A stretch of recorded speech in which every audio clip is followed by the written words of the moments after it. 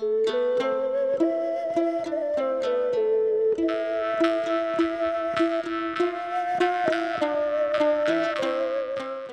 районунун Арал айылынын тургуну Айгүнүбүз Ааламыбыз Мырзабекова Дилдекан апабызды 8 октябрдагы туулган күнү 60 жаш кутман курак мааракеси менен куттуктайбыз. Жашоонун жакшылыгын бөлүп бизге, кубаныч тартуулаган жалпыбызга, өмүр берген ыйыгыбыз апакебай, турабыз сыймыктанып бактыбызга. Кут болсун 60 жаш курагыңыз, кылым жаш жараткандан сураарыбыз.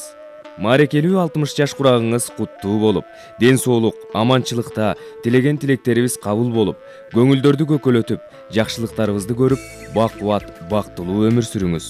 Өмүрдүн көчүн узартып, өстүрүп бизди келесиз. Маараке курак кут болсун, макталчу асыл энесиз. Жараткан өзү жар болуп, жакшылык берсин ченелгиз. Жаркыткан биздин өмүрдө бактыбыз апа өзүңүз.